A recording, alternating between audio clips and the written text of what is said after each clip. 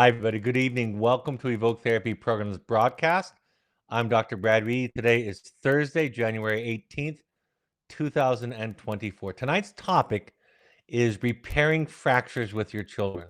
This was a request that came in from a listener through our email address, webinar@evoketherapy.com. You can always send in questions, requests, suggestions to webinar@evoketherapy.com. So this person writes in about knowing that there's been some fractures, some significant fractures and hurts and traumas between parent and child.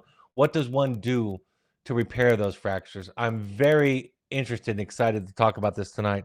As I developed this broadcast, I really enjoyed coming up with my thoughts and ideas about this.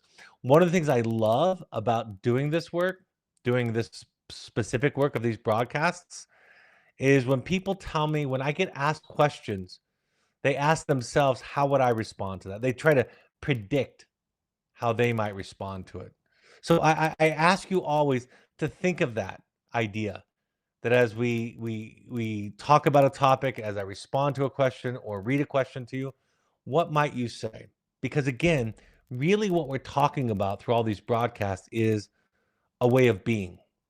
I like to call it a sensibility, a way of operating, a way of being in the world, a way of being a person, a way of being in relationship to others in our lives. And one thing I want to talk about, in fact, I'm going to do a whole broadcast on this coming up because I get this comment often, is even though this broadcast is primarily targeted to the topic of parents and children, I just want to highlight that you're a child too.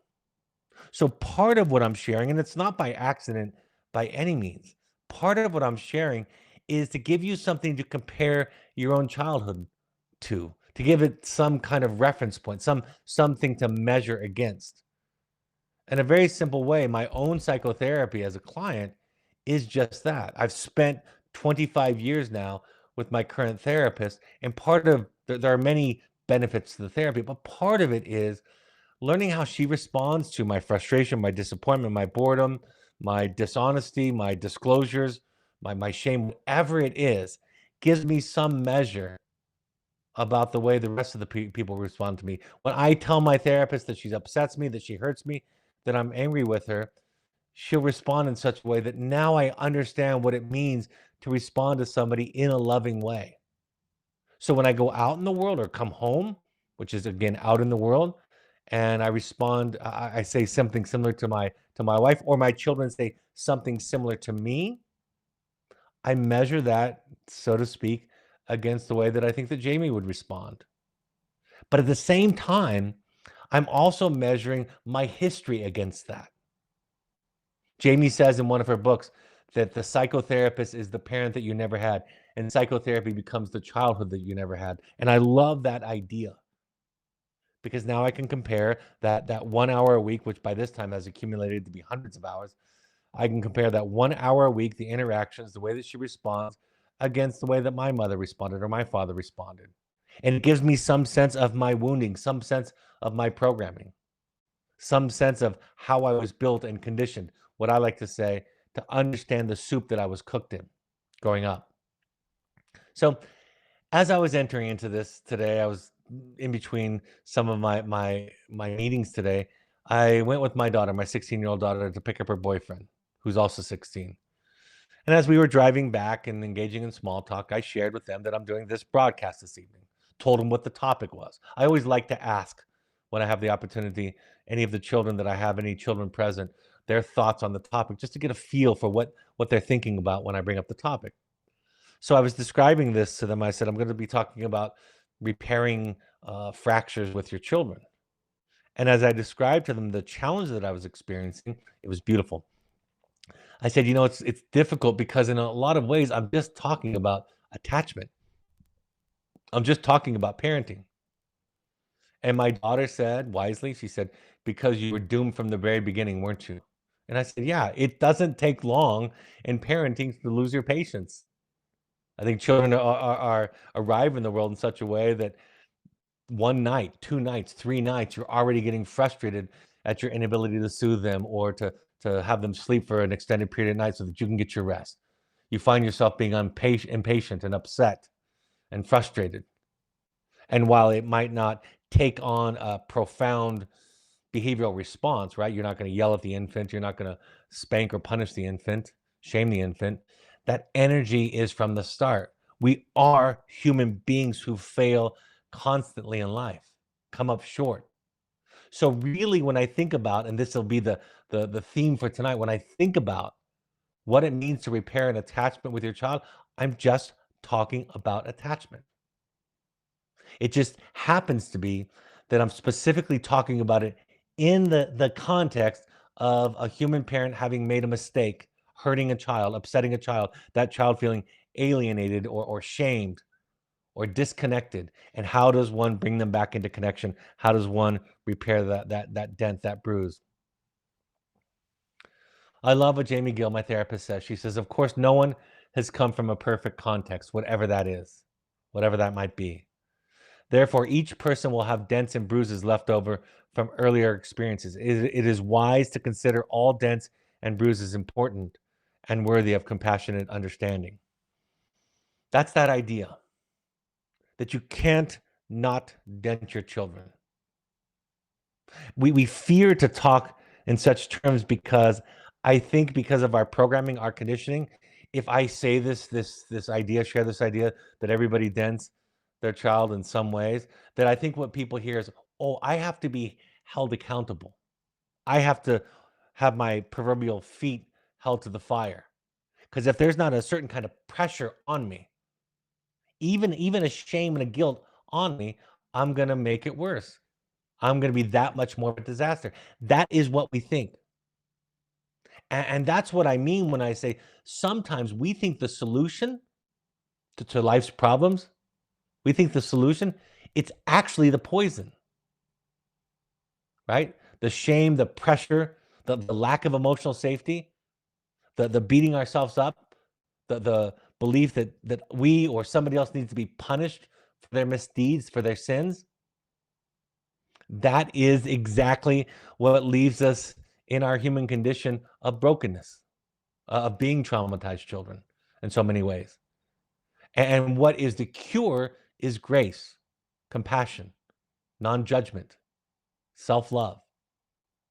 But we have been taught that to embody those forgiving virtues in and towards ourselves will lead to utter anarchy and chaos, complete hedonism, a lack of accountability. And of course, it's not true in the long run. In the short run, it can actually look like that. So I'm going to talk in a lot of ways. I'm going to talk about ego and in contrast to soul. And I want to make it clear because I think that it took me a long time to understand this. When I talk about ego, I'm just talking about the part of us that needs to be good or right or have it figured out. It's that part of us, the energy that we have, that I need to be a good husband, a good friend, a good father, a good such and such, a good person. That's the ego. Ego takes our kind of primary drives, our drives that come from our rage or maybe our sexuality or our pleasure-seeking drives. And then we have society's expectations, the shoulds and the shouldn'ts in the world.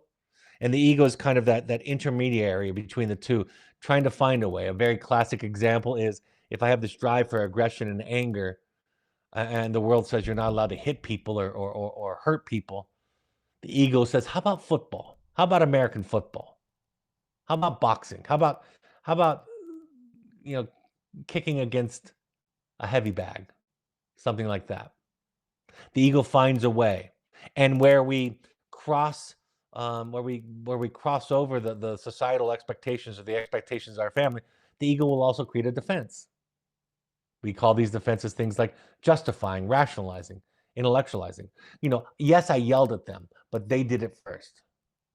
Yes, I lied in this circumstance, but that person isn't a safe person to tell the truth to, right? The ego, if we're unable to act in a way that satisfies the ego will just make up a defense to protect the individual from being attacked, from being abandoned. Soul is the other side of this Carl Jungian idea, often spoken of in Jungian psychology. Soul is not some spirit, some ghost material, but that has become the symbol, if you will. Soul is our deepest knowing. Soul is our highest self. Soul is the authentic self, the real self. So soul is that divine part of us that feels connected to others and connected to ourselves. And ego is that part of us that tries to keep safe, tries to manage life. So when I talk about ego and soul tonight, I don't want you to think I'm talking about something mystical. I'm just talking about two kinds of energies, two kinds of sources that every human being can relate to and experience. Carl Jung said that the first half of life is devoted to forming a healthy ego. The second half is going inward and letting go of it. I was talking to my daughter about this as, subsequent to that conversation as we were driving home. I don't remember what the specific example was, but I told her that's what I'm working on. That's the stage of life I'm working on, is letting go of ego, killing the ego. There's something that is referred to in Jungian psychology as an ego death. It's not a one-time thing, although it can be a big event or a big moment. But it's that idea of not caring. Oh, I know what it was. I was talking about my hearing aids. I wear hearing aids. For those of you that are watching, I'll take one out of my ear. Right? I got hearing aids last year. And I remember as I became more and more aware that I wasn't quite hearing everything that everybody said, that I was considering hearing aids. My therapist has them. And I said something to her like, well, you're lucky because you have hair that will cover them. And if I got them, everybody will see them. And she just simply shrugged like, okay, if that's where you're at, very gently, maybe that's where you're at. And just the shrug itself reminded me, I thought, who cares? My daughter was asking me, do I get embarrassed about my hearing aids? That's how the conversation started. And my response today is, I don't care. I mean, I'm actually proud of it in a sense, because I feel like I'm growing. I feel like I can be more me. And I am a person with some deterioration in my ability to hear the higher sounds, the beginning and ending of words. So this is a time for us, if we are parents, if we're somewhere around midlife, where we're learning to let go of the ego, to let it die, to not concern ourselves so much with what people think. And that doesn't just apply to our peers and to our parents and to the authority figures in our life. It also applies to our children. As we do this work with the ego, let it go, kill it over and over again, we'll have less of an investment in what our children think about us. It doesn't mean that we won't love them. It doesn't mean that we won't be compassionate. In fact, paradoxically, it means that we'll be more capable of loving them. When a person says to me, I want to be a good parent, my thought is that's an ego, right? Wanting to be a good parent means you want to have this label, this kind of metaphorical trophy in your mind that you're a good parent. It's very different to be, for example, somebody who loves another person versus somebody who looks loving, right? You start to feel and see the difference between the deeper sense of love and being seen as a loving person. You start to see and distinguish between being a good enough parent, borrowing from Winnicott, being a good or an adequate parent, and being seen as a good or an adequate parent. And when we are younger, we can't separate the two. We think those are one and the same, and they're not. Now, what I do know about ego deaths is it's exhausting. It takes a tremendous amount of energy. You'll be sitting at the dining room table, you'll say something quote unquote wrong, you'll use a wrong word, you'll use a word that speaks more to the context that you grew up in. Your teenage child will correct you. You'll raise your voice and your child will point out that you're being dysregulated. You'll tease your child, and after they ask you to stop and you continue to tease them, they'll say, you're not respecting my boundaries. The list goes on and on. If you have a teenage child, you've had this experience, and it gets exhausting to lose over and over again. I wrote in the Audacity to Be You, in the final chapter, the 3 keys to enlightenment, the last one being learning to lose, not trying to win. But that takes energy. And if you're depleted, if you're tired, if you're hungry, if you're stressed, you will struggle with it. I struggle with it. You'll want to defend yourself. You hear that word come in? You'll want to defend yourself. You'll want to justify it. And although it takes energy, and part of that energy is speaking to energy over time, meaning we get better at it as we go. And part of that is situational, means at the end of every day, if somebody's stressed out, they can go into that defensive posture, that egocentric posture. Over time, with this work, you enlarge. You become more capable. I read a quote the other day that said, in order for a poisoned stream to not create toxicity, you've got to be an ocean. I butchered the quote, but that's essentially it. You take in what the child has to give and you metabolize it and you reflect back a sense of okayness. When I was a younger parent, I was all about correcting them. I was all about, that's what I thought as a parent. I thought, well, gosh, I'm smart. I'm committed to this parenting thing. I'm going to teach my children all the time. I thought that was the primary job of a father, of a parent. And now I don't think that at all. Now I think my primary job is self-love, self-compassion. I mean, I'm talking about myself. My primary job is regulating my nervous system. My primary job includes being patient, being non-judgmental, being capable in all of these ways.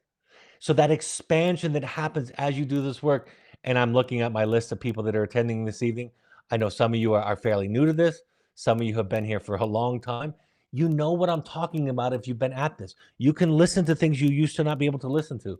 You can take feedback that you used to not be able to receive. It would be too taxing for you. You just had to prove your perspective and how you were right. And that's what therapy can do for you, I should say. If you find somebody who can see you, you don't need to be seen by everybody because you know who you are. If you have a sense of I'm okay, to some extent, if you're rested and fed and not stressed out, if you know that you're okay, it doesn't matter what people think and feel about you. It doesn't matter their perspective. And for me, that is the glorious gift of getting older. There are, of course, many downsides to it, but that part of knowing myself more and more as I age, really deeply knowing myself, is the greatest freedom and gift of all in this process. I wrote this the other day. This is really important. What our children may struggle with most is our egos. When their need to express hurt or anger comes up against our defenses, that's where the wound occurs. To be up against somebody's defense is exhausting. You know that. My wife and I talk about that in our marriage all the time. It's not the first infraction that hurts. It's the defense that is exhausting to encounter over and over again. You can make some pretty big blunders in a loving, committed relationship, and they can be overcome. But if somebody can't own it, if somebody can't accept it, if somebody can't get out of their own egocentric, self-centered place enough to see where you're coming from, right? That's a quality of a healed person. To offer compassion and patience to the offended. It's exhausting. My daughter wrote some time ago that the greatest gift in parenting is the willingness to be cast as the villain in your child's story. That's exhausting. And it's the job. And it's not a job of doing, it's a job of becoming. The difference being, one is you should say this, you should do this, right? Those are ego ideas. Versus this is what I'm capable of doing. When I talk to you about holding space for your children, I'm not telling you to ignore feelings. I'm telling you that as you grow and expand, as the ego wilts and dies over and over again, it doesn't hurt anymore. If I compare myself now to myself in my 30s, especially, I was much, much more ego-driven then. And I hope that trajectory continues on into my 60s. The caption I wrote to this post said, "Our children don't need us to be perfect. If that were the case, they would be doomed. What they need from us is to own our issues, to work through our own trauma and shame, and to make our real selves available to them." As I was describing this to my daughter and her boyfriend in the car, she finished this quote. She finished this idea. She said, "Yeah, I know it's not what happened to me is not my fault. I know that you and mom did stuff to me that wounded me, that dented me and bruised me. But I'm beginning to understand and realize that it's my responsibility going forward. And it's true. And I think we have a hard time with that dialectic idea, that paradox. Yes, I dented you, and now the dent is yours. Yes, I wounded you. Yes, I was unavailable to listen. Yes, I gaslit you. Can't tell you how many parents come to me with the exhaustion that they feel after being accused of gaslighting. But the fact of the matter is, they're almost always accurately identified as a gaslighter. So when the child says you're gaslighting me again, right? You can feel that.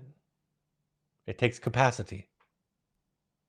But as I describe very clearly, that's your job, to go take care of yourself somewhere else as much as you can, in therapy, in 12-step groups, with peers, with a co-parent that you trust, with friends.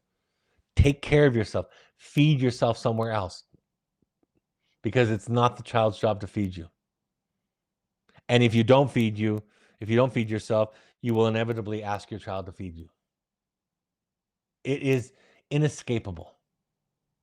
You will show up to the relationship, to the discussion, to the conflict, to the repair, and I'll get into that more, to the repair, trying to make yourself feel good. So much of this work is understanding what you need and attending to it. Not to be self-absorbed, just on the contrary, so that you can be available. Once we learn that there's nothing to be afraid of on the dark side, looking into ourselves, once we realize that, we also realize that the only thing left over is love. Once you deal with your own darkness, as Jung says, you're much more available to support and help the darkness with the people that you love. I wrote this a few months back, actually. This is as simply as I can put it. You were wounded. You were wounded. More than some and less than others. But you were hurt. And the way you protect that pain hurts others. Most pointedly, your children. Work on yourself and discover that your fear, your hurt, and your anger are yours. Take them back so your children don't have to carry them. This is the greatest love you can give, and it will multiply. Your children will bring even greater healing to their children, and in this very simple way, your love multiplies through eternity. That's the work. The work is to attend to you. And then there's not even a generic pattern for repair, right? Apologies are important. Absolutely, and I'll talk about that. But there's no generic pattern. It's being able to be there for the child in the way that particular child needs in that particular day. And understand this, mom and dad.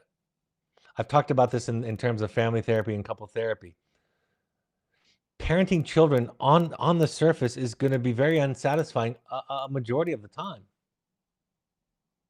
That relationship is, to some extent, a one-way street. And the one way is you supporting and feeding them. So then the question gets asked, well, where's my meal? Where do I get fed? Where do I get supported? My answer is anywhere else. Anywhere else but the child, ideally. And by the way, you'll fail at this. I teach this with emphasis every time I talk about it, and I fail at it constantly. George R.R. Martin said, once you've accepted your flaws, no one can use them against you. I had a father some years ago write an apology letter, an amends letter to his son. Years after he sent his son to our program. He wanted to make an amends, not for sending his son to the program, but for some of the ways that he was back then. Some of the things that he wrote in that initial letter that we have long since re-engineered. We used to call it the impact letter. We don't anymore. We call it the hopes and intentions letter. Very different emphasis. So he wanted to go back because of the work that he was doing in psychotherapy and write an amends letter to his son. And he shared it with me. And I got the chills, and my eyes were wet with tears when I read it, because it was so generous. He never apologized for the boundary. or for sending his son to our program. But he did apologize for saying things like, I was embarrassed of you. And I put on you the guilt and the shame in that letter, in that sending, the way that I sent you, what I thought, what I felt. And I remember he said to me, I showed this to my wife. He told me in our next session, and she told me, you know, um, he's just going to blame us. That's what parents worry about with this work, because that's the context you come from: power and control, hierarchy and dominance, right? So his wife said to him, he's just going to use this against you. And the husband, the father, said to me, he said, I told her he can't use it against me because there's nothing in there that I need to defend. I've already admitted my mistakes. I'm not even asking for his forgiveness. And I think this gets to the heart of what it means to make a repair. Asking for forgiveness is for you. And of course, again, because of our egos, we justify it, and we have wonderful speeches about forgiveness. And it's, if you hold a resentment, you've swallowed poison, and you're expecting somebody else to suffer, and hate has no place, and it's a great burden to bear. We have quotes from Maya Angelou. We have all these quotes to teach our children that their resentment towards us is their prison. But we have a dog in the fight. We also want to be forgiven because of ego. So as I begin to talk about what it means to make repair, you apologize, you show up, you see them, you see what they need, you attend to yourself. And if they don't forgive you, it has nothing to do with you. And any energy you put, any pressure, any agenda that you hold on to that is pointed toward them forgiving you is for you, and you're re-abusing them again. So what does repair look like? It looks like you doing your work, as always. It looks like you healing your trauma. It looks like you taking responsibility for your own feelings. It looks like you releasing your child of your ego. I wrote some time ago, I wrote in the journey, in the journey of the heroic parent, this idea that so many people will tell you that they're so averse to looking back. It's a waste to look back at history, to look to the past. Let's just look to the future. You're just trying to blame other people for where you're at, not take responsibility. That's what people think, because that's how they've been taught and conditioned. And what I've learned from doing this work is that idea is often evidence that you're still carrying around your parents' egos. The one feature of families that are dysfunctional, that is nearly almost always present, is the idea that everybody's supposed to believe that mom and dad are good parents. And that idea is toxic for everybody, most importantly the kid, because then the kid walks away more with a more ingrained idea that something's wrong with them. If they're upset at these perfect saintly people who only love them, then they must be bad. If they're not grateful, then they must have a character flaw. If they don't forgive this person who has graciously apologized and tried to make a repair with them, then they just must be bitter individuals. You see? There still is this idea that I have to protect mom and dad, because if I don't, they're going to be crushed and I'm going to be left or punished in some way. I love this quote. I don't know who said it. I saw it on social media a while back. Somebody said, not one scar on my heart came from the enemy. They all came from people who said they loved me. And I know this can sound dark and cynical, but it's just human.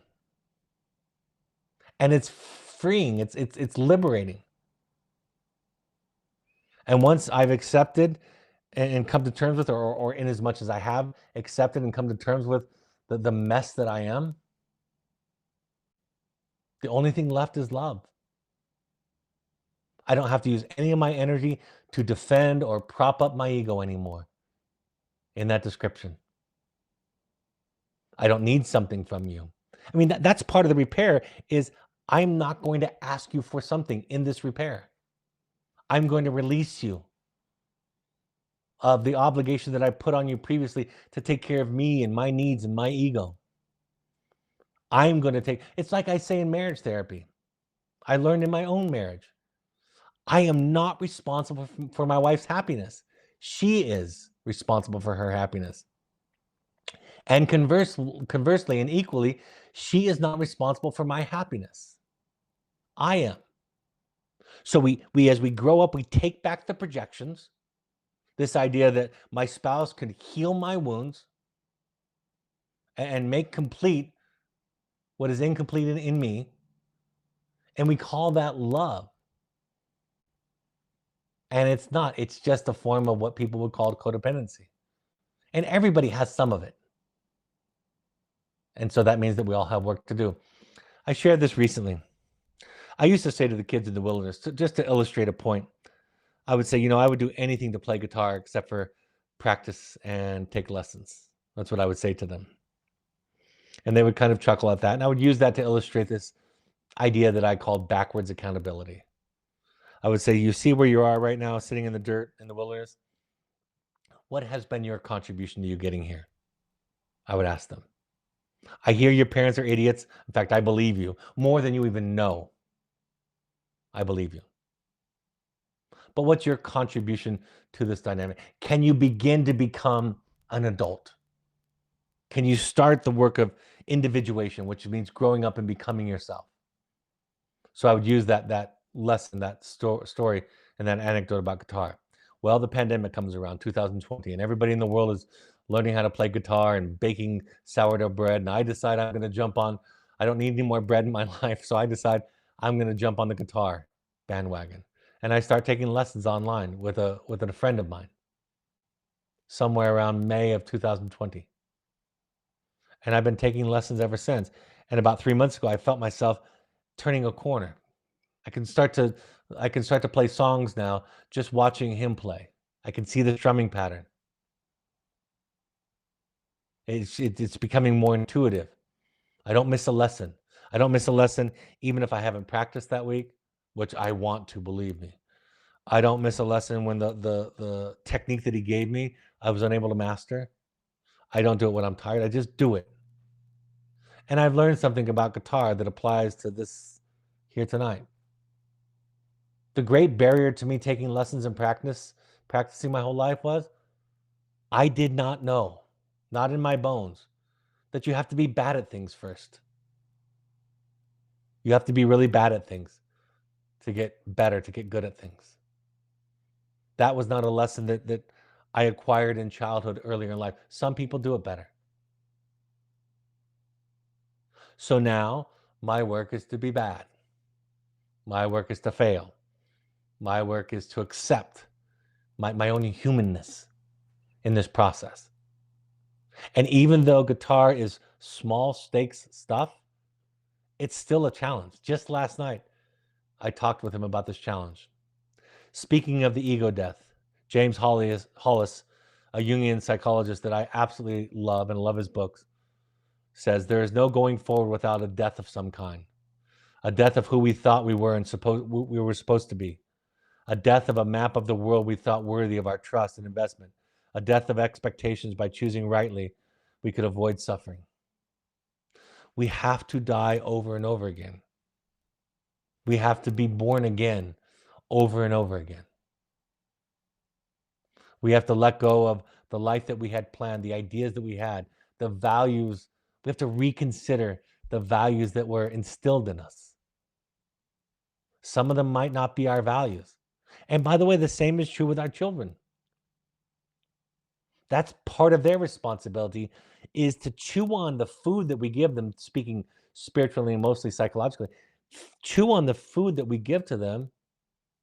See how it tastes in their mouth. Swallow the things that feel right to them and spit out the things that don't feel right. That's how this world works. And our delusion that every generation is getting worse and the world is going to crap, that story is just not the truth. There are horrible things that are happening in the world today, of course.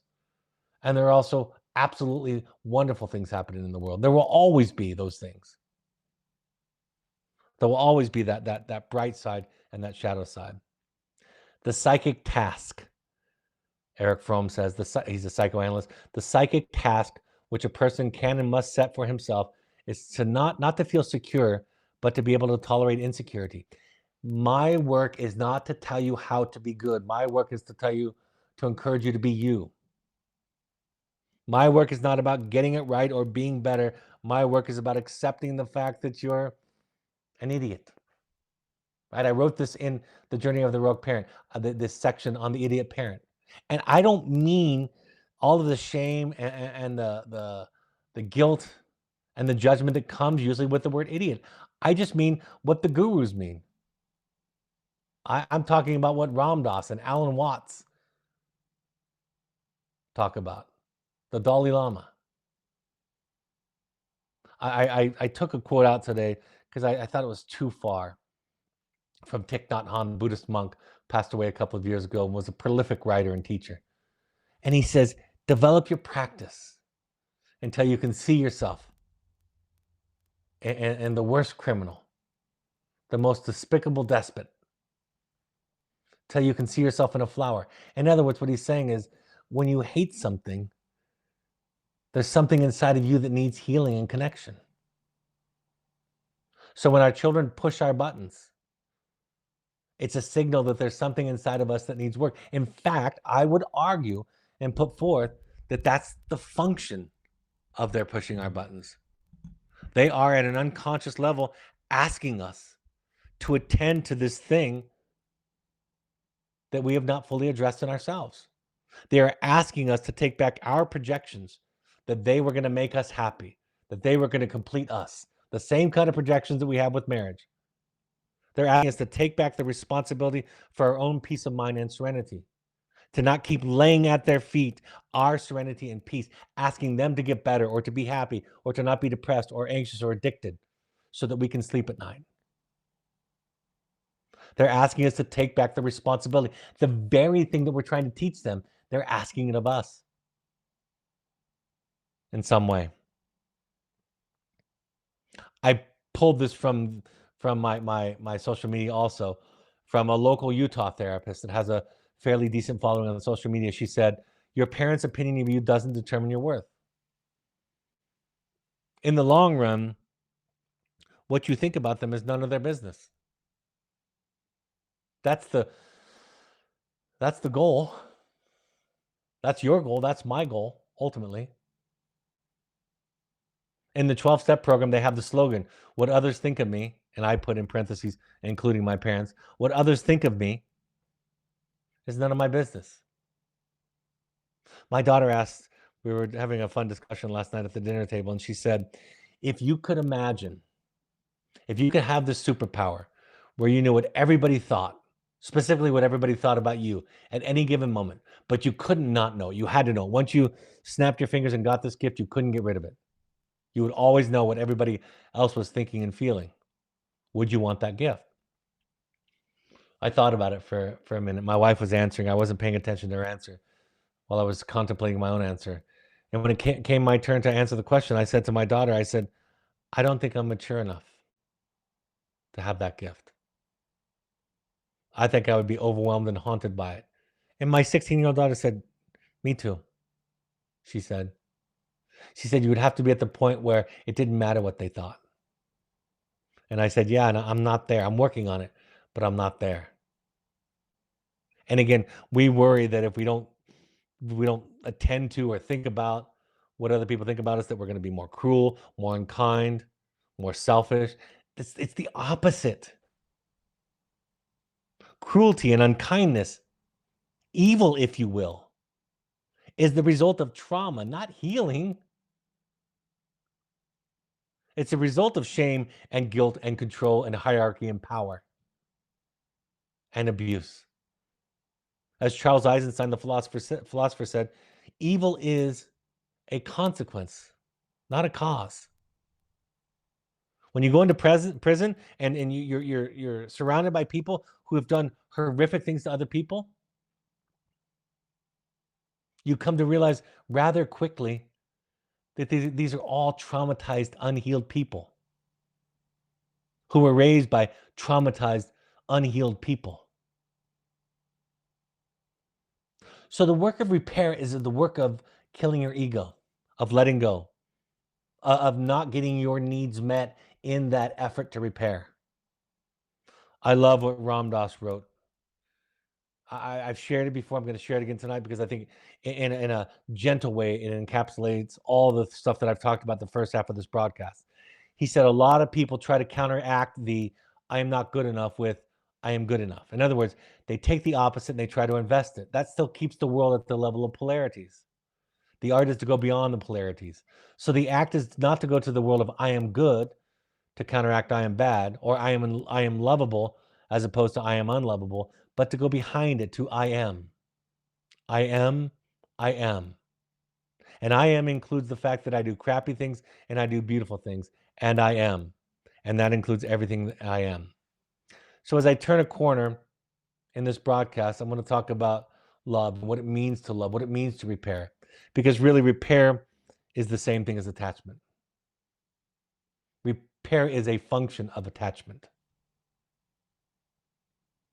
I read this quote some time ago and it just shocked me.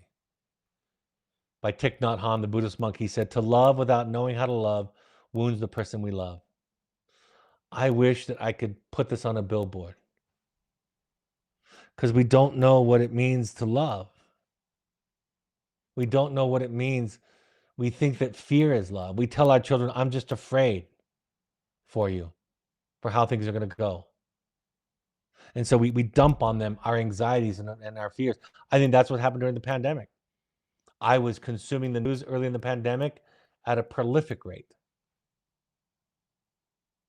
And that fear that was getting stored up and stuck in my body was leaking out onto my children. I remember one evening when my child said, as we were getting ready for dinner, one of my children said, "Please turn off the news. I can't hear it anymore." And I thought, oh my gosh, I have been exposing them to trauma, justifying it as me keeping informed, but I've been hurting them. I've been damaging them, exposing them to love, and justify it or neatly tucking it under this umbrella of what I call being well informed and being a good concerned citizen. I did a podcast on this. I think it's episode 309. I'm pretty sure that it is. Episode 309, called Redefining What It Means to Be a Good Parent. It's a great one to add to what I'm talking about tonight with repair. It's more about being able to say, "I'm sorry. I was wrong. Thank you for telling me. I'm so glad you shared that." Right? That's what it sounds like. That's what repair sounds like. It doesn't sound like you're being too sensitive. That's not what happened. Let me show you a picture where I was a good dad or was a good mom. Let me give you examples that counter the story that you're telling me about your childhood. No, you don't need to do that. That's for you. The child needs to express their hurt, their pain, their anguish at you, about you primarily. And your inability to hold that is your lack of healing, is your defense. That's what they're up against. That's where the real wound happens, not with the mistake. The mistake is an everyday thing. The mistake is to be human, to be breathing. Speaking again of this quality of attachment that is found in repair, Thich Nhat Hanh wrote, "You must love in such a way that the person that you love feels free." The repair is a gift. It is attachment, meeting them where they're at, tuning into their needs. It is waiting, surrender, letting go, and accepting. I remember some time ago, my younger brother, I bullied him. He was 2 years younger than me. He was constantly following me around, wanted to be like me, wanted to be me, wanted to be with my friends. And I tortured him growing up. We fought. I teased him. I tried to humiliate him when he was trying to imitate me and follow me. I just made his life hell. And then I grew up. I became an adult. I joined a church. I went on a church mission. And I thought, I've arrived. I am now a saint. I'm now godlike, I thought. At the time, I didn't know it. Now looking back, that's what I thought. And I came home and I gave my brother a simple apology. I could tell that he was distant, this older brother of his who had bullied him and mistreated him all those years growing up was now a saint with a halo and was coming back and gave him this generous apology, which I did, gave him this apology. And you know what? He didn't forgive me right away. And then I became self-righteous about it, indignant. I told myself a story, like what I described earlier in the parent-child relationship, about how this was about him and his problem. And I made him the issue. And I realized as time went on, he's under no obligation to forgive me. And even again, my pressure to try to get him to forgive me is still trying to control him, still, quote unquote, abusing him. And so, in my effort to try to heal this wound that I had created between us, I was doing it to him again. I was trying to remove his own agency. I wanted him to forgive me on my terms and on my timeline. And so I realized after years, this was years, I realized you're under no obligation. I didn't say it, but I thought it and felt it. You're under no obligation. I'll just be kind to you. I'll just show up and be as loving and as friendly as I can. And now to this day, in fact, in a couple weeks, my wife and I are going to spend the weekend with he and his wife. I consider him, if not my best friend, one of my very best friends. And it wasn't because of my generous and articulate repair apology. It was because I finally let go. I finally let him have what he needed to have, which is his feelings. Forgiveness does not come on the terms and the timeline of the person who's offended. It comes on the terms and the timeline of the person who's the offended, the victim, if you will. And we don't get to decide how they feel when it's right to forgive. They do. That's the repair. That's the reattachment. That's the reconnection. I love this quote from the Sadhguru. He says, when a child comes into your life, it is time to relearn life, not teach them your ways.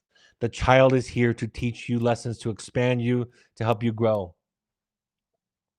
And that takes pain and sacrifice and energy and turmoil. It's unpleasant. I wrote this.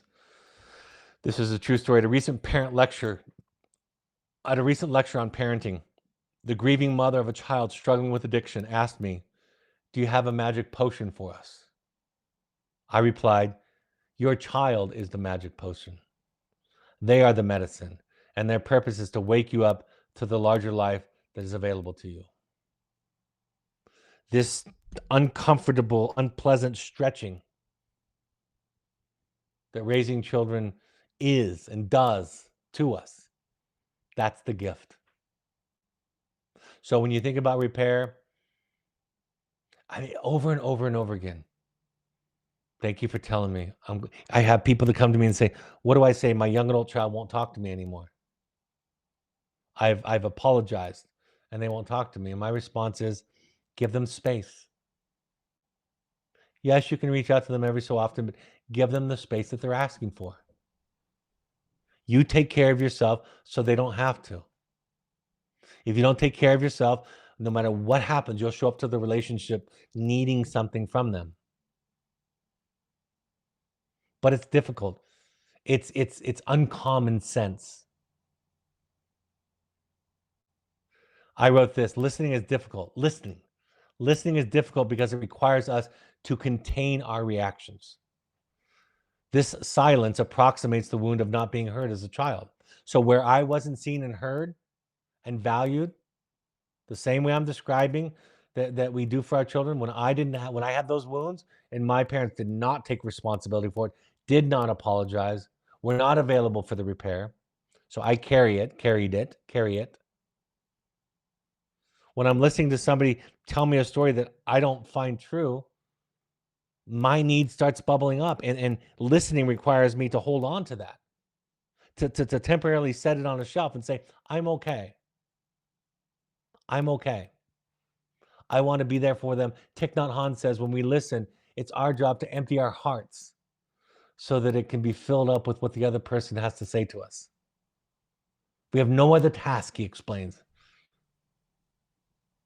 but to become an empty vessel capable of holding them. So our most of our capacity to deeply listen and make repairs with our children will rest on how much work we have done, how much we've healed. I wrote this little chart for listening. In fact, I added one of them sometime after presenting it. Sometimes we don't have a lot of capacity. Listening is really a sign of our capacity.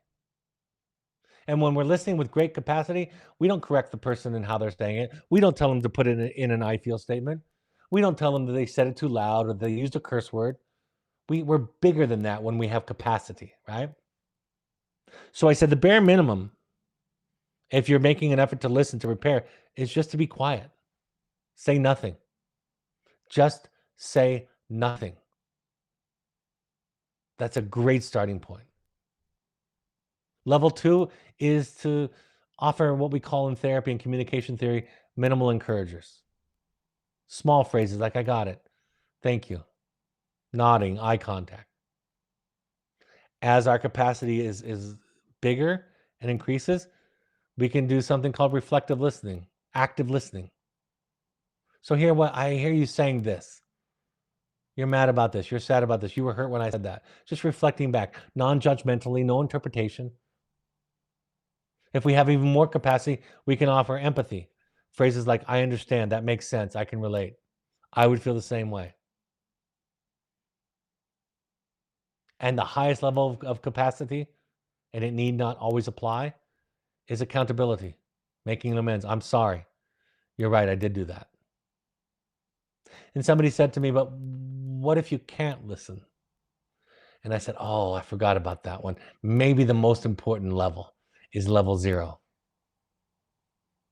Level 0 is, I can't hear it right now. I need a timeout. I need some time. And we have to own that. We have to own that lack of capacity. But we don't like to, because that means that we're vulnerable, that we're human. And so instead of owning that lack of capacity and taking a timeout, we blame the other person for our inability to listen. We talk about and criticize the way that they offered it, how they offered it, their tone. They were attacking. They used you statements. The list goes on. The heroic parent is one who's willing to look at themselves. Simple as that. At their part in things. The heroic parent has the courage to walk through shame and guilt and look critically at their parenting patterns and beliefs. The heroic parent goes to therapy to work on themselves. They do their own healing.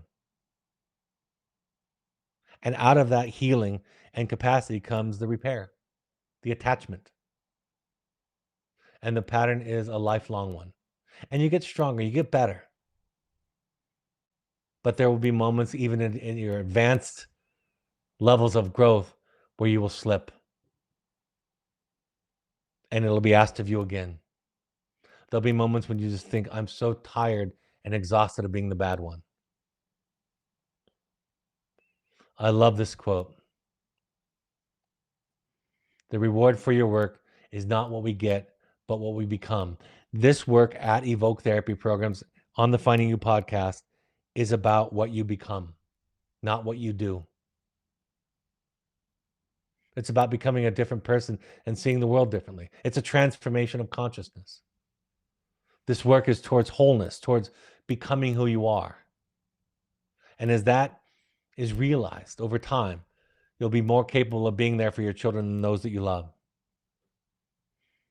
And here's my take home for this evening. Also written by Jamie Gill. Our parents were limited. It's true. They were flawed human creatures. They too had limited parents. This is how they became limited. One's parents wounded one. It is likely that they were wounded in similar fashion, and perhaps much worse. It is entirely appropriate to be angry at one's parents for how they hurt or neglected you. This is what they did. The wound, however, is mine. I am the one they wounded. And since the wound is mine, it is my issue to deal with, not theirs. If I don't deal with it, I am the one who will be compromised, not them. That's not a speech for you to give to your child when they're not responding to your efforts to repair. This is for you, never to be shared with them unless they ask,